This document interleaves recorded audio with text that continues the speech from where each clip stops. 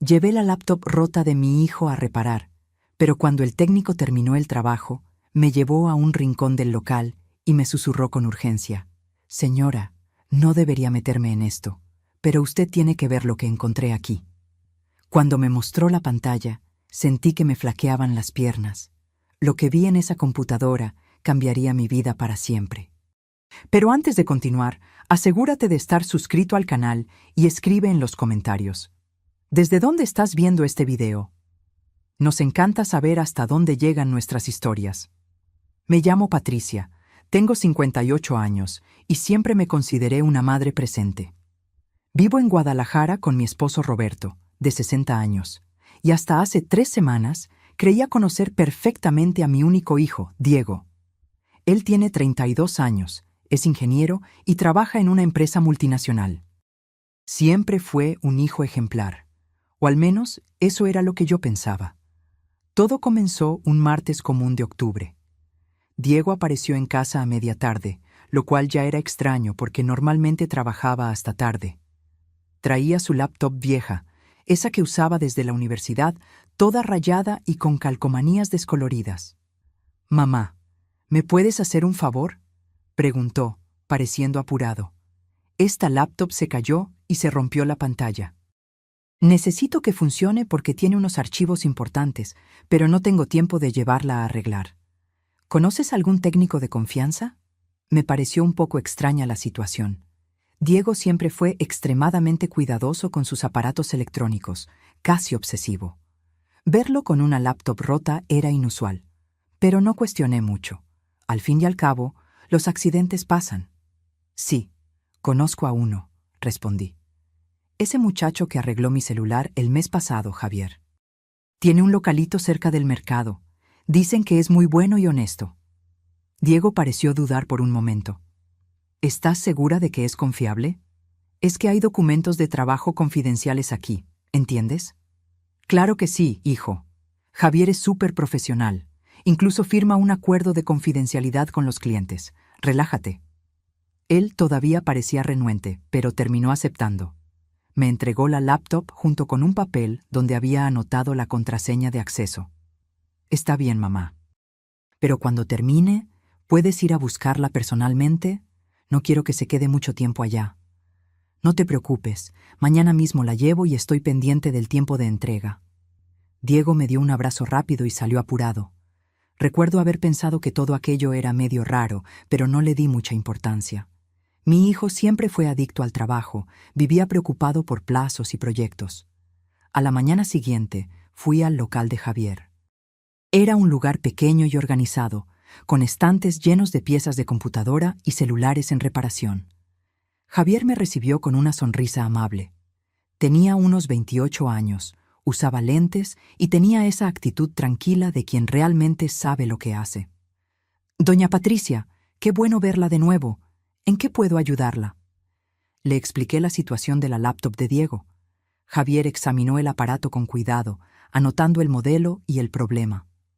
«La pantalla sí está bien dañada», observó. «Pero por lo que veo, el resto está intacto. Voy a necesitar pedir una pantalla nueva, pero puedo resolverlo en unos 3 días hábiles». «Perfecto. ¿En cuánto me va a salir?». Me dio un presupuesto razonable y autoricé el servicio. Le di el papel con la contraseña que Diego me había dado, explicándole que necesitaría probar el equipo después de la reparación. «Sin problemas, doña Patricia. Le llamo en cuanto esté lista». Regresé a casa y le avisé a Diego por mensaje que la laptop estaba con el técnico. Él respondió rápidamente: «Ok, mamá, gracias. Avísame cuando quede lista». Los días siguientes fueron normales. Roberto y yo aprovechamos para hacer algunas reparaciones en la casa, cosas sencillas que veníamos posponiendo. Diego llamaba de vez en cuando para saber si la laptop estaba lista, siempre con ese tono de urgencia en la voz. El viernes por la tarde sonó mi celular. Era Javier. «Doña Patricia, la laptop está lista. ¿Puede venir a buscarla?». «Qué bueno. Paso por ahí en 1 hora». Agarré mi bolsa y manejé hasta el local. Cuando llegué, Javier estaba solo. Me saludó, pero noté algo diferente en su expresión. Parecía... ¿preocupado?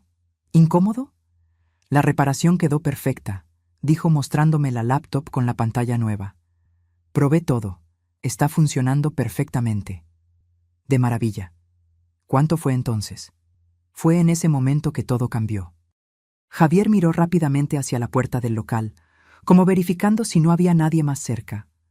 Entonces se acercó y habló en voz baja, casi susurrando. Doña Patricia, yo no debería meterme en esto. Normalmente no veo los archivos de los clientes, se lo juro, pero cuando fui a probar la laptop después de la reparación, algunas carpetas estaban abiertas en el escritorio y yo vi algunas cosas. Mi corazón comenzó a acelerarse. ¿Qué cosas, Javier? Él respiró hondo, claramente incómodo. Señora, usted necesita ver esto. No sé si debo involucrarme, pero si fuera mi madre, me gustaría que alguien le avisara. ¿Avisarme de qué? ¿De qué estás hablando? Javier giró la laptop hacia mí. La pantalla mostraba una carpeta abierta con el nombre Proyecto Atlas, confidencial. Dentro de ella había diversos archivos. Hizo clic en uno de ellos. Lo que vi me dejó completamente helada.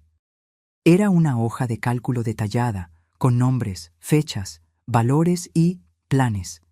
Planes minuciosos, involucrando a mi esposo Roberto y a mí.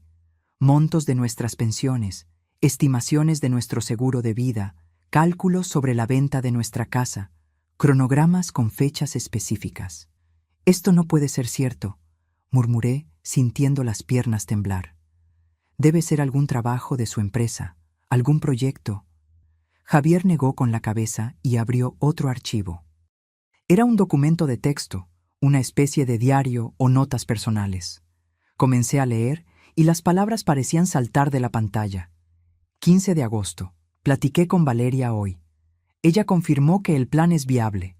Sus padres tardaron 6 meses después de que empezaron con las dosis pequeñas. Nadie sospechó nada. El médico atribuyó todo a la edad y al historial de salud. Mi vista se nubló.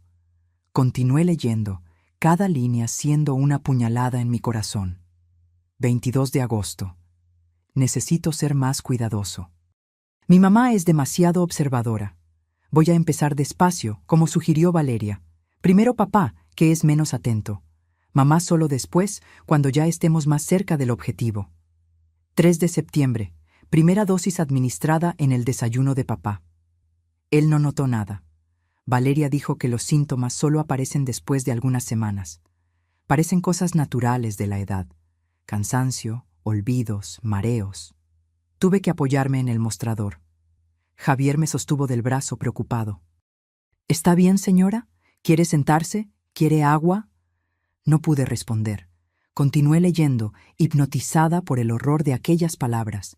Mi propio hijo, documentando fríamente un plan para envenenarnos, para matarnos. Señora, dijo Javier suavemente, hay más, mucho más. Hay mensajes de texto exportados, correos, fotos de documentos.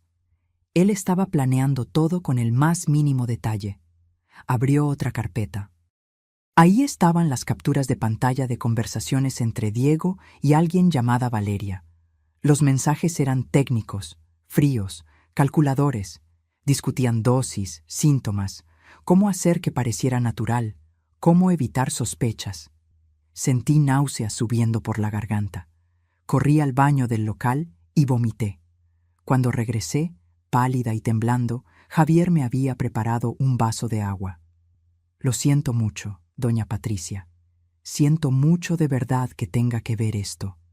Pero usted necesitaba saberlo. Me senté en una silla, tratando de procesar lo que acababa de descubrir. Mi hijo Diego, mi único hijo, al que cargué 9 meses, al que amamanté, al que crié con todo amor y dedicación, estaba planeando asesinar a su padre y a mí por dinero. ¿Estás seguro de que esto es real? Pregunté, aún buscando alguna explicación racional. Puede ser un trabajo de ficción, algún proyecto creativo. Javier negó con la cabeza. Doña Patricia, revisé las fechas. Algunas de estas notas son de hace semanas. Y hay comprobantes aquí, facturas de compras en línea de sustancias químicas. Tiene hasta notas sobre los horarios en que usted y su esposo desayunan, comen y cenan. Esto no es ficción. La realidad cayó sobre mí como una cubetada de agua fría. Era real. Todo aquello era terriblemente real. Me quedé sentada en esa silla por varios minutos, intentando hacer que mi cerebro procesara lo que mis ojos habían visto. Javier respetó mi silencio, pero podía sentir su preocupación. Él caminaba de un lado a otro del pequeño local, claramente sin saber qué hacer. «Javier», logré decir finalmente, ¿puedes copiar todo esto para mí? ¿Todas estas carpetas, todos estos archivos? Él asintió inmediatamente. Claro, doña Patricia. De hecho, ya había separado todo en una carpeta específica, por si usted quería. Puedo pasarlo a una memoria USB. Mientras él trabajaba copiando los archivos, mi mente corría en 1000 direcciones diferentes. ¿Cómo era posible esto? ¿Cómo mi Diego, que siempre fue tan cariñoso, tan atento, podría estar planeando algo tan monstruoso? Recordé todas las veces en las últimas semanas en que había aparecido en casa sin avisar. Solo pasé a saludar, decía. Siempre ofreciendo ayuda en la cocina, siempre queriendo prepararle el café a su papá, siempre siendo demasiado servicial. Dios mío, todo aquello había sido parte del plan. «Listo», dijo Javier, entregándome la memoria USB. «Está todo aquí». «Doña Patricia, usted necesita ir a la policía, al Ministerio Público. Esto es muy serio». Tomé la USB con manos temblorosas y la guardé en mi bolsa. «Sí, lo sé, pero primero necesito hablar con mi esposo. Él tiene que saber. ¿Está segura de que quiere volver a casa? ¿Y si su hijo aparece allá?» La pregunta me heló la sangre. Diego tenía llave de la casa. Podía aparecer en cualquier momento. ¿Y si él sospechaba que habíamos descubierto algo? «La laptop», dije de repente. «Diego va a querer la laptop de vuelta. Si no la llevo, va a desconfiar». Javier pensó por un momento. «Tengo una idea. Voy a restaurar la laptop exactamente como estaba antes de que yo abriera esas carpetas. Voy a borrar hasta el historial de navegación y los registros de acceso. Así él no va a saber que alguien vio algo. ¿Puedes hacer eso?» «Sí puedo. Deme unos 15 minutos». Mientras Javier trabajaba, me senté nuevamente e intenté organizar mis pensamientos. Necesitaba ser inteligente. Si Diego descubría que sabíamos algo, podría acelerar sus planes o intentar algo inmediato. Saqué mi celular y le mandé un mensaje a Roberto. «Amor, necesito hablar contigo con urgencia cuando llegues a casa. Es muy importante. No hables con nadie sobre esto, ni con Diego si te llama». Roberto respondió casi inmediatamente. «¿Está todo bien? Me estás preocupando». «Estoy bien, pero es serio. Te cuento cuando llegue». 15 minutos después, Javier me entregó la laptop. «Listo. Está exactamente como la encontré cuando la encendí por primera vez. Él no va a desconfiar de nada». Pagué por la reparación y le agradecí profundamente. «Javier, gracias. Gracias, de verdad. Tú nos salvaste la vida». Él puso su mano en mi hombro. «¿Va a estar bien, doña Patricia? ¿Quiere que le llame a alguien?» «No, voy a estar bien. Necesito irme ahora». El viaje de regreso a casa fue borroso. Manejé en automático, todavía en estado de shock. Cada semáforo parecía tardar una eternidad. Cuando finalmente me estacioné en la cochera, vi que el coche de Roberto ya estaba ahí.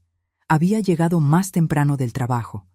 Entré por la puerta de la cocina y encontré a mi esposo sentado a la mesa, visiblemente preocupado.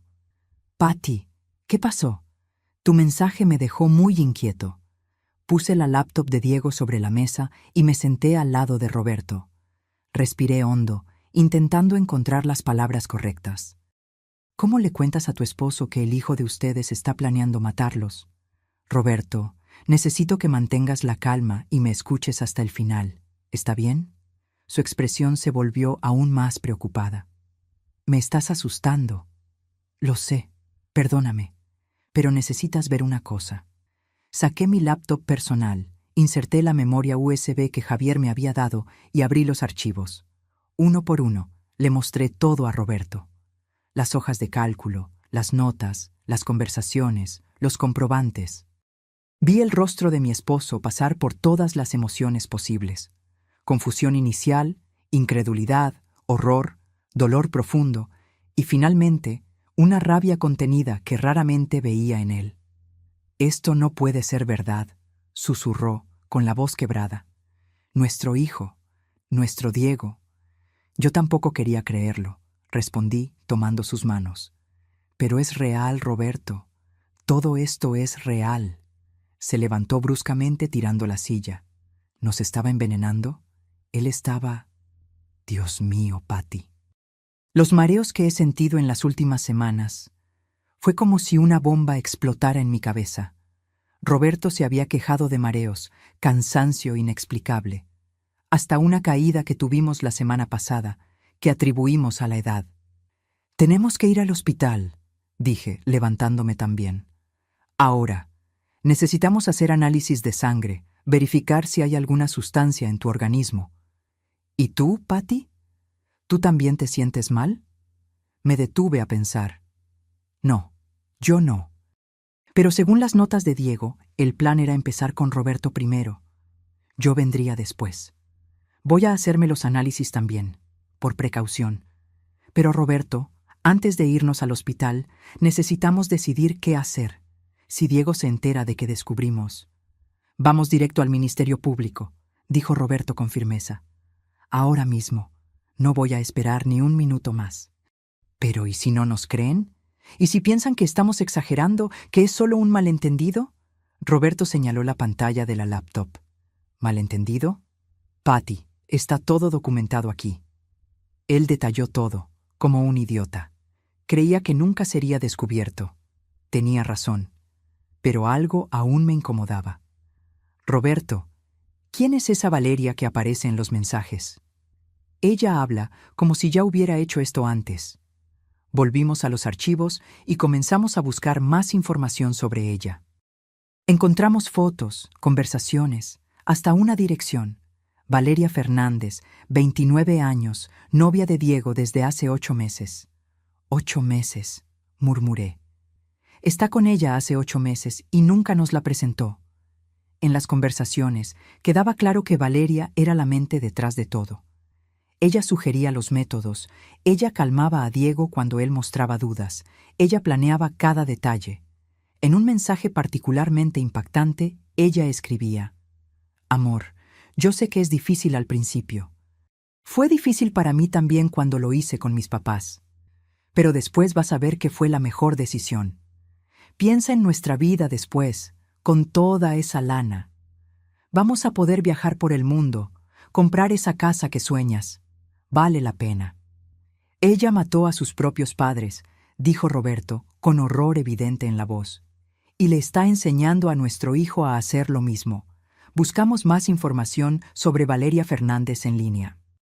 Encontramos noticias antiguas de un periódico de Puerto Vallarta sobre la muerte misteriosa de una pareja, Héctor y Silvia Fernández, hace 3 años. La policía había investigado, pero archivó el caso por falta de pruebas. La única hija de la pareja, Valeria, heredó todo: una casa de alto nivel, inversiones, un departamento en la playa. «Ella ya hizo esto antes», dije, sintiendo un escalofrío recorrer mi espalda. «Y salió impune. Ahora está usando a nuestro hijo para hacerlo de nuevo». Roberto estaba visiblemente afectado. Caminó hasta la ventana y se quedó mirando hacia afuera, con las manos temblando. ¿Cómo se involucró nuestro hijo con una persona así? ¿Cómo no nos dimos cuenta? Esa era la pregunta que más me atormentaba. ¿Dónde nos habíamos equivocado como padres? ¿Qué señales dejamos pasar? «No tenemos tiempo para esto ahora», dije tratando de mantenerme enfocada. «Necesitamos actuar. Voy a llamar a la policía». Pero antes de que pudiera tomar el teléfono, oímos el sonido inconfundible de una llave en la cerradura de la puerta principal. Diego estaba llegando. Roberto y yo intercambiamos miradas aterrorizadas. En un movimiento rápido, cerré todos los archivos de la laptop y arranqué la USB, tirándola dentro de mi bolsa. Roberto enderezó la silla que había tirado. «Actúa normal», le susurré. «No puede sospechar nada». Diego entró a la sala con una sonrisa en el rostro. Usaba esa camisa de vestir azul que yo misma le había planchado la semana pasada. Parecía tan normal, tan común. ¿Cómo alguien con esa apariencia podía esconder tal monstruosidad? «Hola, mamá. Hola, papá. Vine a buscar mi laptop. ¿Pudieron arreglarla?» Mi voz casi falló, pero me forcé a sonreír. «Sí, hijo, quedó perfecta». Javier hizo un gran trabajo. Diego agarró la laptop y la abrió, verificando la pantalla nueva. «Qué bueno. ¿Cuánto fue?» «Te lo pago». «No es necesario, hijo. Fue barato». Él insistió, pero yo me negué. Mientras tanto, observé cada movimiento suyo, cada expresión. Buscaba señales de nerviosismo, de culpa, de cualquier cosa que delatara lo que yo ahora sabía, pero no encontré nada. Él estaba completamente tranquilo. «¿Van a cenar?», preguntó Diego, guardando la laptop en su mochila.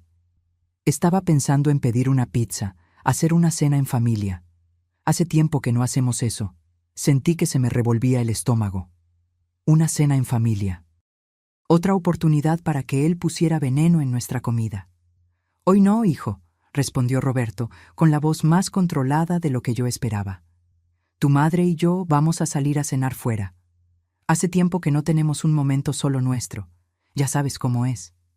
Vi una leve contracción en el rostro de Diego. ¿Frustración? ¿Rabia? Pasó tan rápido que casi pensé habérmelo imaginado. «Ah, qué lástima. Pero está bien, entiendo. Disfruten ustedes dos entonces». Se acercó y me dio un beso en la frente.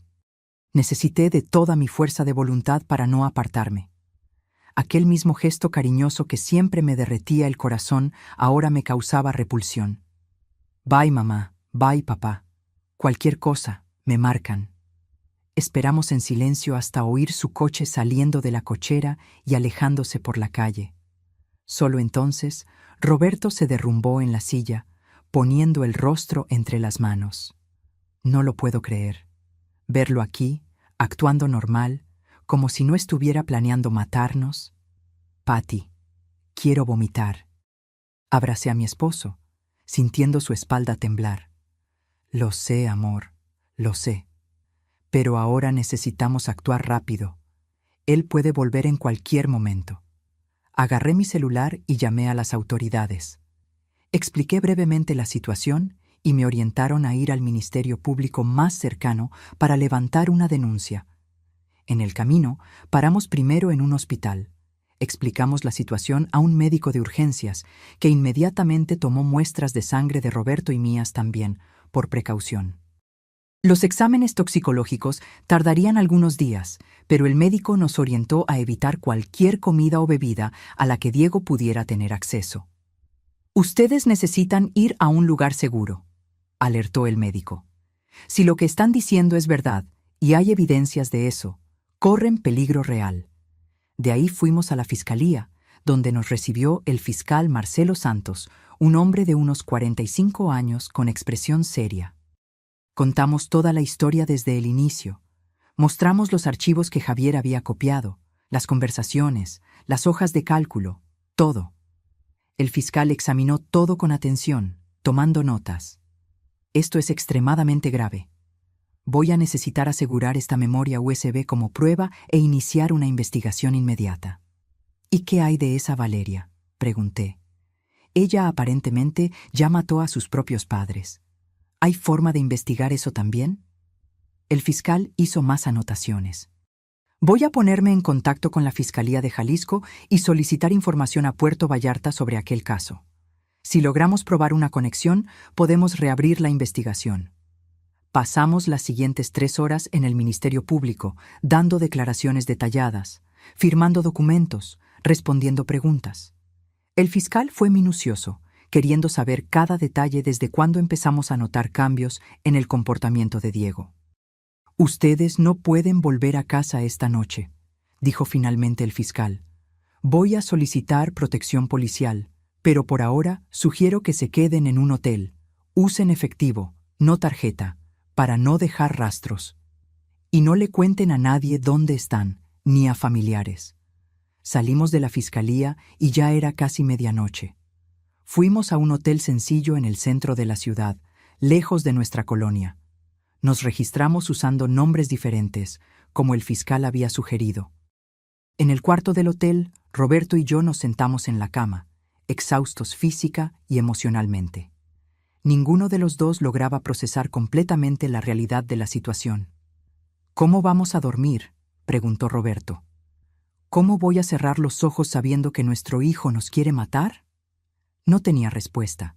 Me acosté a su lado y nos quedamos en silencio, cada uno perdido en sus propios pensamientos atormentados. Mi mente no paraba de revivir momentos de la infancia de Diego. Su primer día de clases, su graduación, el día en que consiguió su primer empleo. Cuando tenía 10 años y se rompió el brazo andando en bicicleta, recuerdo cómo lloró en mi regazo en el hospital. Yo me juré a mí misma que siempre lo protegería de cualquier mal. Ahora era de él de quien necesitábamos protegernos. Mi celular vibró. Era un mensaje de Diego. «Mamá, ¿dónde están? Pasé a la casa y no hay nadie. Estoy preocupado». Le mostré el mensaje a Roberto. «¿Qué le respondo? Dile que fuimos a un hotel romántico, aniversario de bodas anticipado o algo así».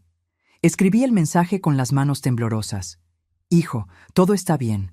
Decidimos darnos una sorpresa el uno al otro y estamos en un hotel. Volvemos mañana. Beso».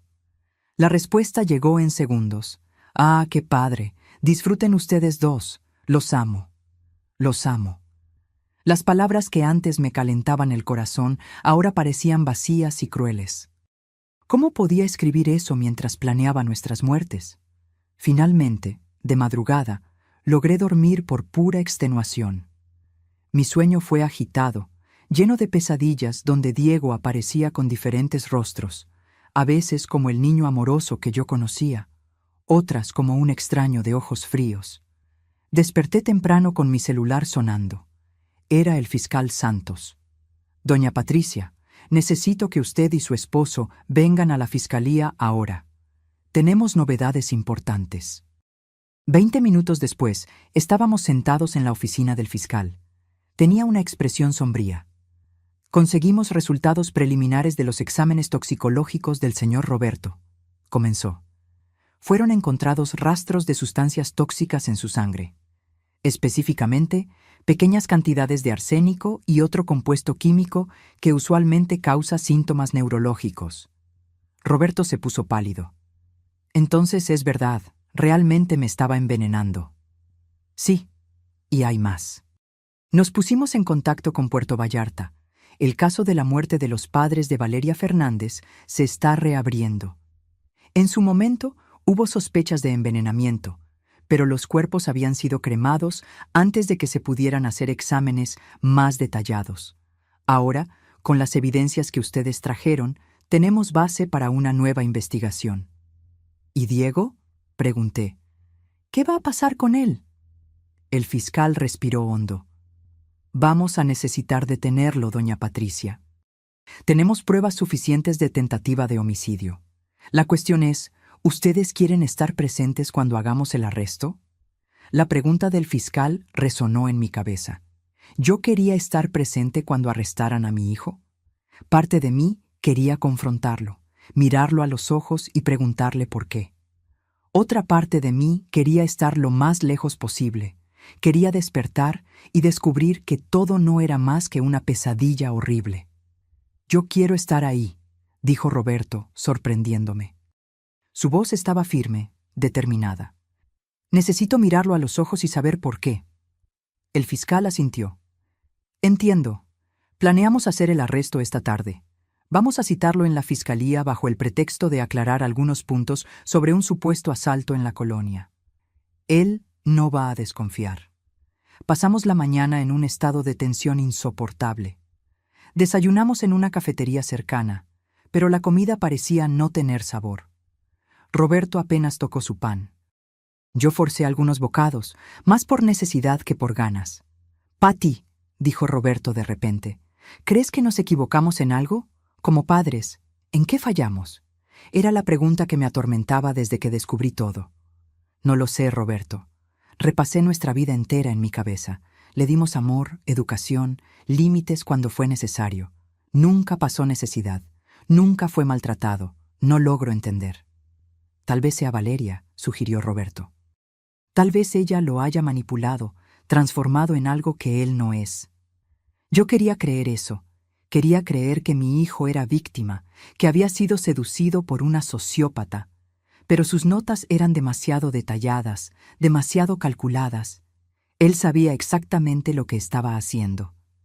A las 2 de la tarde, volvimos a la fiscalía. El fiscal Santos nos llevó a una sala de observación con un espejo falso, cámara de Gesell. Desde ahí, podríamos ver la sala de interrogatorios sin ser vistos. Diego debe llegar en unos minutos, explicó el fiscal. Vamos a empezar con preguntas rutinarias sobre el supuesto asalto. Cuando él esté cómodo, le mostraremos las evidencias. Mi corazón estaba disparado. Me sudaban las manos. Roberto sostenía mi mano con tanta fuerza que dolía, pero yo no me quejé. Nos necesitábamos el uno al otro en ese momento. A las 2:15, la puerta de la sala de interrogatorios se abrió. Diego entró, usando jeans y una camiseta casual. Parecía relajado, hasta curioso. «Buenas tardes», saludó a la gente que estaba en la sala. «¿Recibí una llamada diciendo que querían hablar conmigo sobre un asalto?» «Sí, señor Diego. Por favor, siéntese. Esto no va a tardar». Diego se sentó, cruzando las piernas casualmente. Estaba tan tranquilo, tan confiado. No tenía idea de lo que estaba por venir. El agente comenzó con preguntas banales sobre dónde estaba Diego en determinada noche, si conocía a ciertas personas del barrio. Diego respondía con paciencia, creyendo todo medio extraño, pero no desconfiaba. Entonces el agente cambió de táctica. «Señor Diego, ¿usted conoce a una persona llamada Valeria Fernández?» Vi el cuerpo de Diego ponerse tenso por una fracción de segundo antes de recomponerse. «Sí la conozco. Es mi novia». «¿Por qué? ¿Hace cuánto tiempo están juntos?» «Unos 8 meses. ¿Pero qué tiene que ver eso con un asalto?» El agente ignoró la pregunta. «¿Usted tiene una laptop, correcto? ¿Una laptop vieja que recientemente fue a reparación?» La expresión de Diego cambió. Primero confusión, después el inicio de una preocupación. «Sí, tengo. Mi mamá la llevó a arreglar. Pero no entiendo». El técnico que arregló su laptop encontró algunos archivos interesantes, señor Diego. Archivos que sugieren que usted está planeando asesinar a sus propios padres. El silencio que siguió fue ensordecedor. Diego se quedó completamente inmóvil, el color huyendo de su rostro. Por largos segundos no dijo nada. Apenas miró a la gente con los ojos muy abiertos. Eso es ridículo», logró decir finalmente, pero su voz estaba débil. «Debe haber algún error». El agente puso una carpeta sobre la mesa y comenzó a sacar hojas de adentro. Impresiones de los archivos que Javier había copiado. Las hojas de cálculo, las conversaciones, las notas detalladas. «Esta es su laptop, ¿no es así? ¿Esta es su contraseña de acceso? ¿Estos son sus archivos?» Diego miró los papeles y vi el momento exacto en que se dio cuenta de que estaba acabado. Su rostro pasó de pálido a gris. Sus manos comenzaron a temblar. Yo puedo explicar». «Por favor, explique entonces. Explique las hojas de cálculo detallando el valor del seguro de vida de sus padres. Explique las notas sobre dosis de veneno. Explique las conversaciones con su novia sobre cómo hacer parecer una muerte natural». Diego cerró los ojos. Cuando los abrió nuevamente, había lágrimas en ellos. «Ustedes no entienden. Valeria, ella me convenció. Dijo que era la única forma de tener una vida mejor. Ella ya lo había hecho antes. Dijo que era fácil, que nadie descubriría. ¿Entonces usted admite que estaba planeando asesinar a sus padres?» Un largo silencio. Entonces, casi en un susurro: «Sí». Sentí mis piernas flaquear. Oír aquella confirmación, aun sabiendo ya la verdad, fue como recibir un golpe en el estómago. Roberto a mi lado dejó escapar un sollozo ahogado. ¿Y usted ya había comenzado a ejecutar ese plan? ¿Ya había administrado sustancias tóxicas a su padre? Diego bajó la cabeza. Sí. Pequeñas dosis en el desayuno. Valeria dijo que tardaría algunos meses, que parecería natural. Su padre podría haber muerto, señor Diego. Podría haber sufrido daños permanentes. ¿Usted tiene noción de la gravedad de lo que hizo? Las lágrimas de Diego ahora corrían libremente por su rostro. Lo sé y yo... Dios, ¿qué hice? ¿En qué me convertí?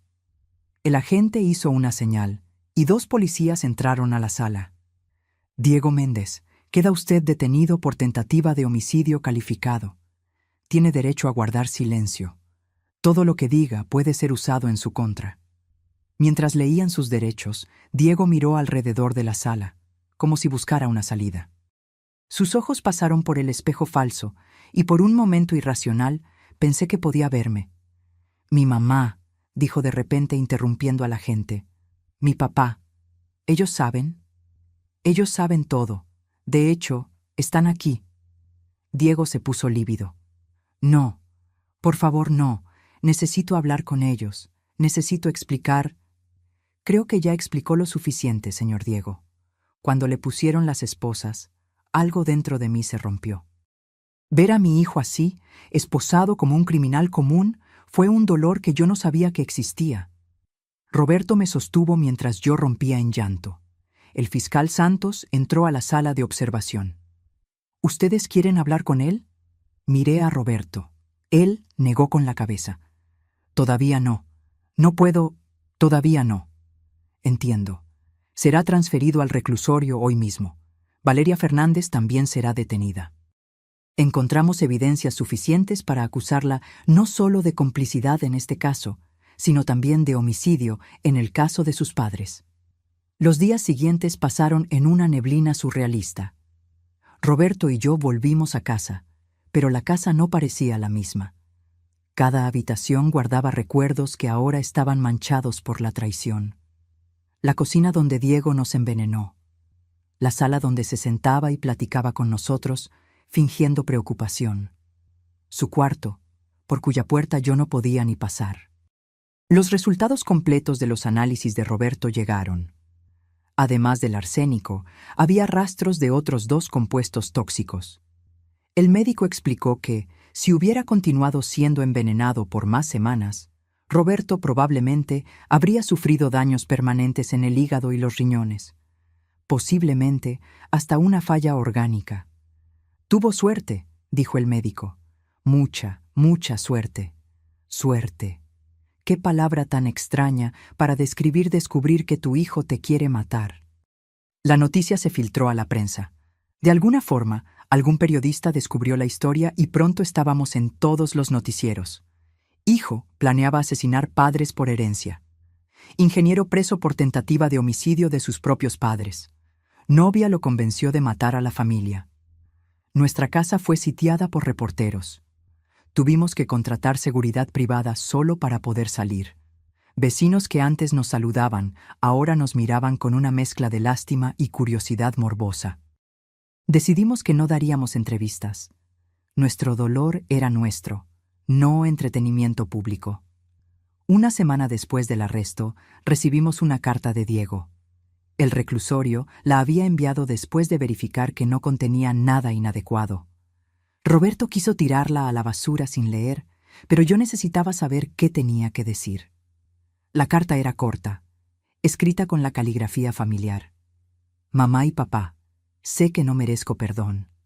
Sé que lo que hice es imperdonable. Pero necesito que sepan que me arrepiento profundamente. No fueron ustedes los que fallaron como padres. Fui yo quien falló como hijo. Valeria. Ella me manipuló. Me hizo creer que ustedes eran obstáculos para nuestra felicidad. Pero eso no es excusa. Yo sabía lo que estaba haciendo. Yo elegí hacerlo. Voy a pasar el resto de mi vida intentando entender cómo llegué a este punto. cómo me convertí en alguien capaz de planear la muerte de las dos personas que más me amaron en el mundo. Si pudiera volver atrás, si pudiera deshacer todo, pero no puedo. Solo quería que supieran que, a pesar de todo, a pesar de toda mi monstruosidad, parte de mí todavía los ama, y parte de mí murió cuando me di cuenta de en lo que me había convertido. Diego. Doblé la carta lentamente. No había lágrimas. Había llorado tanto en los últimos días que parecía no tener más lágrimas para derramar. «¿Qué vas a hacer con eso?», preguntó Roberto. «Guardarla, creo. No sé. Tal vez un día logre leerla sin sentir esto». Señalé mi pecho, donde un dolor constante se había instalado. Nuestra abogada, la licenciada Claudia, vino a visitarnos. Trajo noticias sobre el caso. Valeria está intentando echarle toda la culpa a Diego. Dice que él era el cerebro de todo, que ella apenas estaba de acuerdo con lo que él decía por miedo. Pero tenemos las conversaciones, las evidencias. Nadie le está creyendo. ¿Y el caso de sus padres?, pregunté. Se está reabriendo. Con base en las nuevas evidencias y en el patrón de comportamiento, hay una buena posibilidad de que sea acusada formalmente por el asesinato de ellos también. ¿Cuánto tiempo les van a dar?, quiso saber Roberto. La licenciada Claudia suspiró. Diego está siendo acusado de tentativa de homicidio calificado. Con las circunstancias agravantes, las víctimas siendo los propios padres, premeditación, uso de veneno. Él puede recibir de 15 a 30 años. Valeria, si es condenada por el asesinato de sus padres también, puede recibir la pena máxima, prácticamente cadena perpetua. 30 años. Diego tendría casi 65 años cuando saliera. Toda su vida desperdiciada. El juicio estaba marcado para dentro de 3 meses. Hasta entonces tendríamos que convivir con la prensa, con las miradas, con el dolor. Comenzamos a ir a terapia. Primero individualmente, después en pareja. La terapeuta, doctora Sofía, fue paciente con nosotros. No intentó forzar la aceptación o el perdón. Apenas nos ayudó a procesar, un día a la vez. Ustedes pasaron por un trauma profundo, explicó en una sesión. No solo por la traición, sino por la ruptura completa de la confianza en la persona que debería ser más confiable. Eso toma tiempo para sanar. Tal vez nunca sane completamente. No puedo ni mirar fotos de él, confesé. Guardé todo, todos los álbumes, todas las fotos de la sala. No soporto ver su cara. Eso es normal. Ahora, él representa dolor. Con el tiempo, tal vez logres separar al Diego que conociste de aquel que planeó matarte. O tal vez no, y eso está bien también. Roberto tenía sus propias cuestiones. Él se culpaba por no haber notado los síntomas del envenenamiento, por haber confiado demasiado. «¿Cómo no me di cuenta?», repetía constantemente. Los mareos, el cansancio, los olvidos. Creí que era solo la edad, estrés. ¿Cómo fui tan ciego? «Confiaste en tu hijo», respondió la doctora Sofía. «Eso no es ceguera, es amor. Y él usó ese amor contra ti. La culpa no es tuya». 2 semanas después del arresto, la madre de Valeria nos buscó. Doña Lourdes era una mujer frágil, de unos 60 años, que parecía cargar el peso del mundo en los hombros. «Necesitaba hablar con ustedes», dijo cuando la recibimos en casa. «Necesitaba decir que lo siento mucho. Mucho de verdad. Me quedé desconcertada. Usted no tiene la culpa de lo que hizo su hija». «Pero yo debería haber visto las señales», dijo con lágrimas en los ojos. «Cuando Héctor y Silvia murieron, cuando mi hija heredó todo tan rápidamente, yo desconfié. Pero no quise creer. No quise aceptar que mi propia hija pudiera ser capaz de eso». Ella contó que Valeria siempre fue diferente, incluso de niña. No demostraba empatía, manipulaba a las personas, mentía compulsivamente. Doña Lourdes creía que era solo una etapa que iba a cambiar con la madurez. «Pero empeoró», confesó doña Lourdes. «Y cuando Héctor y Silvia murieron, lo supe. En el fondo, lo supe. pero no tuve el valor de hacer nada. Y ahora ella destruyó más vidas, completé. Doña Lourdes asintió, llorando abiertamente. Lo siento mucho. Siento mucho no haber tenido el valor de denunciarla antes. Tal vez si lo hubiera hecho, ustedes no estarían pasando por esto. No sabíamos qué decirle. Parte de mí quería culparla. Quería gritar que sí, ella debería haber hecho algo. Pero mirando a aquella mujer frágil y destrozada, solo logré sentir pena. ¿Qué va a hacer ahora?, preguntó Roberto. Voy a testificar contra ella, dijo doña Lourdes con determinación. Voy a contar todo lo que sé, todo lo que siempre sospeché. Es lo único que puedo hacer para intentar compensar. El juicio comenzó en una fría mañana de enero. Roberto y yo llegamos al tribunal escoltados por seguridad, para evitar a la multitud de reporteros y curiosos que se aglomeraban en la entrada. La sala del tribunal estaba llena. Reconocí a algunos vecinos, colegas de trabajo de Diego, hasta personas que nunca había visto antes, pero que aparentemente tenían interés morboso en el caso. Cuando trajeron a Diego, esposado y vistiendo el uniforme naranja del reclusorio, sentí mi corazón apretarse.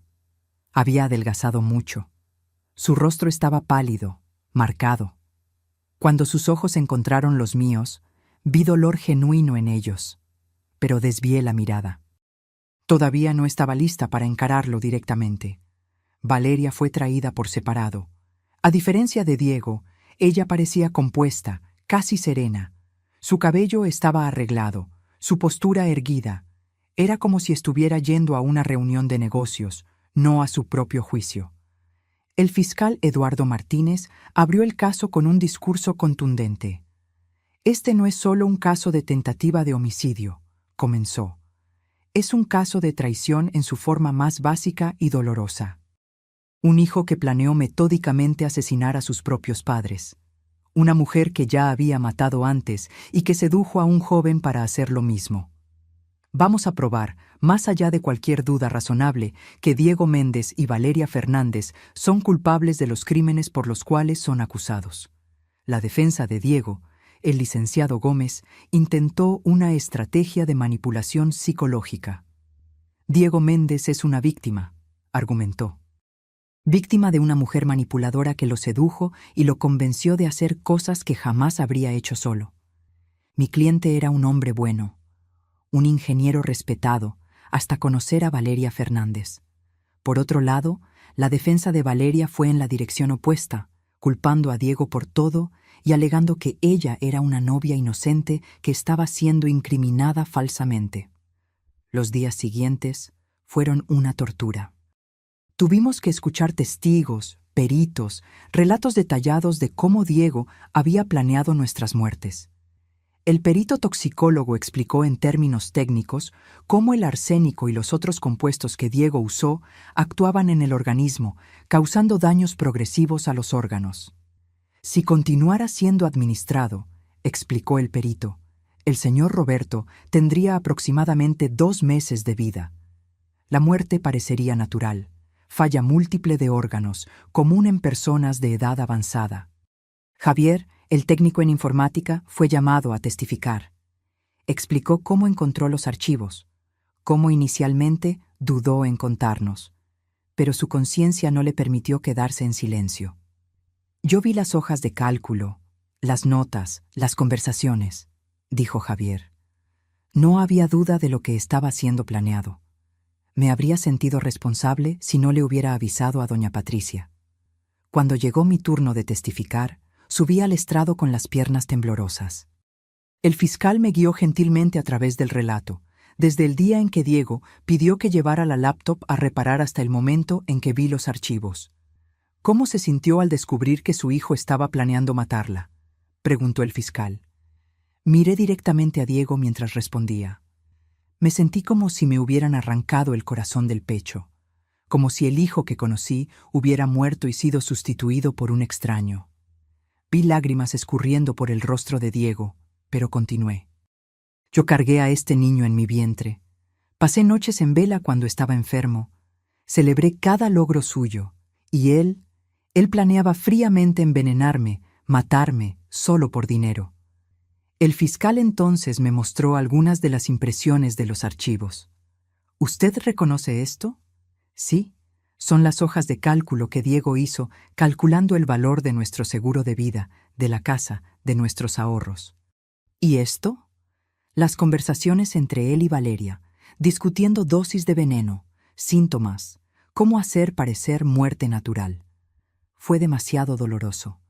Tuve que hacer varias pausas para recomponerme. El juez fue comprensivo, permitiendo que tomara agua, respirara hondo. El abogado de Diego intentó hacerme parecer una madre vengativa, pero no funcionó. Los hechos eran los hechos. Las evidencias estaban ahí. Roberto testificó al día siguiente. Él fue más contenido que yo, más enfocado en los hechos. Pero cuando el fiscal preguntó cómo se sentía sobre que su hijo intentara envenenarlo, Roberto finalmente dejó aparecer la emoción. «Yo le enseñé a este niño a andar en bicicleta», dijo, con la voz quebrada. «Jugué fútbol con él cada fin de semana. Le ayudé con la tarea, le di consejos sobre su carrera, sobre la vida. Y ahora descubro que él estaba poniendo veneno en mi café todas las mañanas. ¿Cómo debería sentirme?» El momento más impactante del juicio vino cuando doña Lourdes, la madre de Valeria, testificó. Ella contó sobre las sospechas que siempre tuvo sobre su hija, sobre los comportamientos extraños desde la infancia, sobre la muerte misteriosa de Héctor y Silvia. «Siempre lo supe», confesó llorando. «En el fondo, siempre supe que mi hija había matado a esa pareja, pero no tuve el valor de aceptar, de hacer algo. Y por causa de mi cobardía, más personas casi murieron». La defensa de Valeria intentó desacreditar a doña Lourdes, diciendo que era una madre resentida tratando de perjudicar a la hija. Pero el daño estaba hecho. En el 5º día de juicio, reprodujeron las grabaciones de las conversaciones entre Diego y Valeria. Escuchar aquello en voz alta, en el tribunal lleno, fue surrealista. «Valeria, amor, no puedes flaquear ahora. Piensa en lo que vamos a tener cuando esto acabe». Diego: «Lo sé, pero es difícil. Cada vez que veo a mi papá, pienso que lo estoy envenenando». Valeria: «¿Y qué? Él es viejo. Iba a morir en algunos años de cualquier forma. Solo estás acelerando lo inevitable y haciéndolo de una forma que él no va a sufrir». Diego: «¿Y mi mamá?» Valeria: «Después de tu papá, ella va a ser fácil. Va a estar frágil, triste. Nadie va a pensar que es raro si ella también se enferma. Solo necesitas tener paciencia». La sala se quedó en completo silencio mientras las grabaciones sonaban. Yo no podía mirar a Diego. No podía ver su expresión mientras escuchaba su propia voz planeando nuestra muerte. Cuando tocaron la parte donde Valeria hablaba sobre cómo había matado a Héctor y Silvia, la reacción fue audible. Murmullos, exclamaciones ahogadas de shock. Valeria: «Me tomó unos 4 meses con el señor. Empecé muy despacio, dosis mínimas. Empezó a tener mareos, confusión. El médico creyó que era Alzheimer temprano. Mi mamá, Silvia, tardó 6 meses. Fue más difícil porque ella era más joven, más sana, pero al final funcionó». Diego: «¿Y nadie desconfió?» Valeria: «Los médicos creyeron que fue natural. Él tenía 68 años, ella 62. Pasa, ¿sabes? Cuando los exámenes mostraron posible envenenamiento, ya habían sido cremados. No había cómo probar nada». El juicio duró 2 semanas. 2 semanas de relatos horripilantes, evidencias aplastantes, testigos que confirmaban cada detalle sórdido del plan de Diego y Valeria. En el penúltimo día, la acusación cerró presentando una cronología completa. Mostraron cómo Valeria conoció a Diego en un evento corporativo, cómo ella intencionalmente lo sedujo, cómo gradualmente plantó la semilla de la idea de que sus padres eran obstáculos para su felicidad. Los correos y mensajes mostraban un patrón claro. Al principio, Valeria era sutil. Comentarios aparentemente inocentes sobre cómo Diego merecía más de la vida, sobre cómo era injusto que él tuviera que esperar por la herencia mientras sus padres vivían cómodamente. Gradualmente, las sugerencias se volvieron más directas. ¿Y si hubiera una forma de que tuvieran todo ahora?, escribió ella en un mensaje. ¿Y si no necesitaras esperar décadas? Diego inicialmente resistió. ¿De qué estás hablando? ¿Matar a mis papás? ¿Estás loca? Pero Valeria era persistente. Ella compartió artículos sobre casos de envenenamiento que nunca fueron descubiertos. Habló sobre cómo se había quedado libre y rica cuando Héctor y Silvia murieron. Pintó un cuadro seductor de una vida de lujo y libertad. Y lentamente, Diego cedió. El primer mensaje donde él estuvo de acuerdo con el plan fue fechado hace 6 meses. Ok, vamos a hacer esto, pero tiene que ser perfecto. No puede haber errores. 6 meses. Él venía planeando matarnos desde hace 6 meses. Cuando llegó el turno de la defensa de presentar sus alegatos finales, el abogado de Diego se enfocó enteramente en la manipulación de Valeria. «Damas y caballeros del jurado», discursó, «mi cliente es culpable, sí, pero él es también una víctima. Víctima de una sociópata calculadora que lo sedujo y manipuló, que usó su amor por ella para transformarlo en un instrumento de muerte». Presentó informes psicológicos mostrando que Diego estaba en profunda depresión, que se arrepentía genuinamente, que había intentado suicidarse 2 veces en el reclusorio desde el arresto. «Diego Méndez no es un monstruo», argumentó el abogado. «Es un hombre que cometió errores terribles bajo la influencia de un verdadero monstruo. Él merece castigo, sí, pero también merece una oportunidad de redención». La defensa de Valeria, por otro lado, intentó argumentar que todo no pasaba de una fantasía, que las conversaciones eran apenas un juego morboso de la pareja, que nunca tuvieron intención real de matar a nadie. «¿Dónde está la prueba de que mi cliente mató a Héctor y Silvia Fernández?», argumentó el abogado. «No la hay. Solo especulación basada en conversaciones sacadas de contexto. Pero la acusación contra Valeria en el caso de los Fernández era fuerte. Testigos hablaron sobre cómo ella se había comportado de forma extraña durante la enfermedad de ellos, cómo estaba ansiosa por cremar los cuerpos antes de que pudieran hacerse exámenes más detallados, cómo comenzó a gastar la herencia antes incluso del funeral. En el último día llegó la hora de los alegatos finales de la Fiscalía. El fiscal Eduardo Martínez estaba visiblemente emocionado. «Lo que vimos en estas 2 semanas», comenzó, «fue la cara más oscura de la naturaleza humana. Una mujer que mató a los padres que la criaron por avaricia. Un hombre que planeó asesinar a los padres que lo amaron incondicionalmente por promesa de riqueza y una vida fácil. Señaló las evidencias, meticulosamente organizadas en una mesa. Esto no es fantasía. Esto no es un juego. Son planes reales, acciones reales, veneno real que causó daños reales al señor Roberto Méndez». Entonces se volvió hacia Diego y Valeria. «Ustedes son jóvenes. Ustedes tenían toda una vida por delante. Pero eligieron el camino más fácil, el camino de la traición, del asesinato. Y ahora ustedes deben pagar por las consecuencias de esas elecciones». El jurado se retiró para deliberar. Roberto y yo esperamos en una sala privada. Las horas pasaron con una lentitud torturante. Cada minuto parecía una hora. Finalmente, después de 4 horas, fuimos llamados de vuelta. El jurado tenía un veredicto. Mi corazón estaba en la garganta cuando el presidente del jurado se levantó para leer. En el caso del Estado contra Diego Méndez, por la acusación de tentativa de homicidio calificado, consideramos al acusado culpable. Sentí a Roberto apretar mi mano. En el caso del Estado contra Valeria Fernández, por la acusación de tentativa de homicidio calificado, consideramos a la acusada culpable. Hubo un suspiro colectivo en el tribunal. En el caso del Estado contra Valeria Fernández, por la acusación de homicidio de Héctor Fernández, consideramos a la acusada culpable. En el caso del Estado contra Valeria Fernández, por la acusación de homicidio de Silvia Fernández, consideramos a la acusada culpable. Valeria permaneció impasible, como si el veredicto no la afectara. Diego, por otro lado, se derrumbó. Vi sus hombros temblando con sollozos silenciosos. El juez marcó la sentencia para la semana siguiente. Cuando salimos del tribunal, fuimos rodeados por reporteros. Micrófonos fueron puestos en nuestros rostros, preguntas gritadas de todos lados. La seguridad nos escoltó hasta el coche.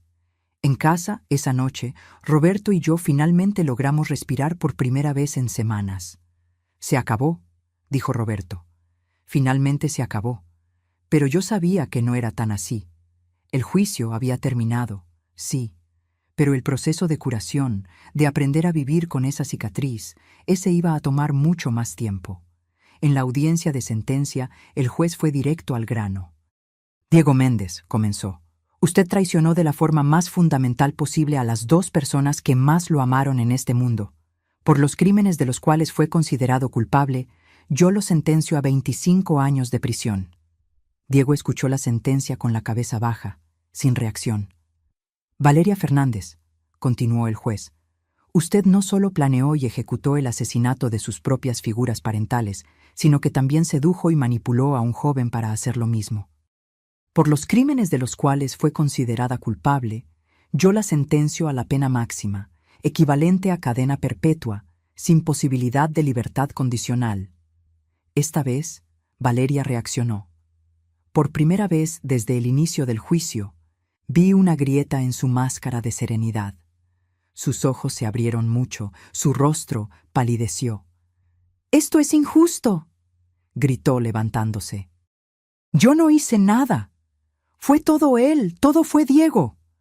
Los guardias la contuvieron mientras ella continuaba gritando, finalmente mostrando su verdadera cara. No era más la novia serena y compuesta. Era una mujer rabiosa, desesperada, mostrando los dientes. Fue satisfactorio, de cierta forma, verla perder el control. Cuando el juez golpeó el martillo por última vez, cerrando oficialmente el caso, sentí un peso enorme salir de mis hombros. Estaba terminado. Realmente terminado. 6 meses han pasado desde la sentencia. La vida lentamente comenzó a volver a alguna apariencia de normalidad, aunque yo sabía que nunca sería la misma normalidad de antes. Roberto y yo decidimos vender la casa. Había demasiados recuerdos allí, la mayoría de ellos ahora manchados por la traición. Compramos un departamento más pequeño, en otra colonia, y comenzamos de nuevo. La terapia continuó. Semanalmente, a veces 2 veces por semana, cuando los días malos eran demasiado para aguantar. La doctora Sofía nos ayudó a procesar, a entender que no fue culpa nuestra, que hicimos lo mejor que pudimos como padres. «Ustedes dieron amor», repetía. «Dieron educación, estructura, oportunidades. Las elecciones que Diego hizo fueron de él, no de ustedes. Intelectualmente lo entendía. Emocionalmente, aún luchaba con la culpa. ¿Dónde me equivoqué? ¿Qué señales perdí?». Esas preguntas aún me despertaban a las 3 de la mañana. 2 meses después de la sentencia, recibimos otra carta de Diego. Esta vez, Roberto aceptó leerla conmigo. La carta era larga, detallada. Diego hablaba sobre la terapia que estaba haciendo en prisión, sobre cómo estaba finalmente entendiendo la magnitud de lo que había hecho, sobre el arrepentimiento que lo consumía diariamente. «No espero perdón», escribió. «No lo merezco. Pero quiero que sepan que todos los días despierto con la conciencia de lo que casi hice, de qué tan cerca estuve de destruir a las 2 personas más importantes de mi vida». Él hablaba sobre Valeria, sobre cómo ella lo había manipulado, pero también asumía responsabilidad. Ella plantó la semilla, pero yo la regué. Yo la nutrí. Yo elegí creer en las mentiras porque era más fácil que trabajar duro por mi propia vida. Al final de la carta hizo un pedido. «Un día, cuando y si ustedes se sienten listos, me gustaría verlos. No para pedir perdón, solo para mirarlos a los ojos y decirles personalmente cuánto lo siento». Roberto y yo discutimos largamente sobre la carta. «¿Quieres verlo?», pregunté. Roberto se quedó en silencio por un largo tiempo. «No sé, parte de mí quiere, Parte de mí aún ve a aquel niñito que enseñé a andar en bicicleta, pero otra parte ve al hombre que intentó matarnos, completé. Exactamente. Decidimos que no estábamos listos. Tal vez un día lo estaríamos, tal vez nunca. Y estaba bien. La vida siguió. Encontré algún consuelo en el trabajo voluntario, ayudando a otras familias que pasaron por traumas similares. Roberto volvió a pintar, un pasatiempo que había abandonado hace años. Hicimos amigos nuevos, personas que no sabían nuestra historia, que nos veían solo como Patricia y Roberto, no como esa pareja cuyo hijo intentó matarlos. Javier, el técnico en informática, se volvió un amigo cercano. Él sentía que tenía responsabilidad por nosotros, aunque yo siempre le decía que él fue nuestro salvador, no al contrario. Si no me hubieras mostrado aquello, le dije en una comida, Roberto estaría muerto ahora. Yo probablemente también. Tú nos salvaste la vida. Él se apenaba con el elogio, pero era verdad. Su valentía al contarnos, arriesgando meterse en algo que no era de su incumbencia, nos dio la oportunidad de sobrevivir. Un año después de la sentencia, en nuestro aniversario de bodas, Roberto y yo hicimos una pequeña ceremonia de renovación de votos. Solo nosotros dos, un juez y Javier como testigo. En la alegría y en la tristeza, nos dijimos el uno al otro. Nosotros sobrevivimos a la tristeza más profunda. Ahora vamos a enfocarnos en la alegría. No fue un final feliz en el sentido tradicional. Las cicatrices permanecen. Hay días en que el dolor es tan agudo como era al principio. Hay noches en que sueño con Diego de niño y despierto llorando. Pero también hay días buenos. Días en que logro pensar en él y separar al hijo que amé del hombre que intentó matarme. Días en que siento gratitud por estar viva, por tener a Roberto a mi lado, por haber sobrevivido. 2 semanas atrás, tomé una decisión. Escribí una carta para Diego, no ofreciendo perdón. Todavía no estaba lista para eso. Pero reconociendo que recibí sus cartas, que entendía su arrepentimiento. Tal vez un día podamos conversar, escribí. Pero no ahora. Aún duele demasiado. Aún veo tu rostro cuando cierro los ojos y recuerdo todo. Un día, tal vez. Pero no hoy. Envié la carta y me sentí más ligera, de alguna forma. Como si hubiera soltado un poco del peso que cargaba. La historia del técnico en informática que me salvó la vida se viralizó en las redes sociales. Javier recibió mensajes del mundo entero elogiando su valentía. Él nunca se acostumbró a la atención, pero creo que se sintió orgulloso de haber hecho lo correcto. Recientemente, la doctora Sofía me preguntó, Patricia, si pudieras volver en el tiempo, ¿qué cambiarías? Lo pensé por un largo tiempo antes de responder. Nada, dije finalmente. Si cambiara cualquier cosa, tal vez Roberto estaría muerto ahora. Tal vez yo lo estaría. Lo que pasó fue horrible, pero nos trajo hasta aquí, vivos.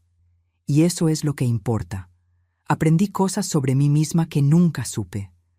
Aprendí que soy más fuerte de lo que pensaba. Aprendí que puedo sobrevivir a lo impensable. Aprendí que el amor verdadero como el que Roberto y yo compartimos, puede resistir hasta la peor tormenta. Diego tendrá su oportunidad de redención, si la elige. Es joven todavía. Cuando salga de prisión, aún tendrá tiempo para reconstruir, para intentar hacer algo bueno con el resto de su vida. Valeria probablemente morirá en prisión. Parte de mí siente pena por ella. Qué vida tan terrible debe haber llevado para convertirse en quien se convirtió. Pero la mayor parte siente justicia. En cuanto a nosotros, Roberto y yo estamos viviendo. No solo sobreviviendo, sino realmente viviendo. Viajamos.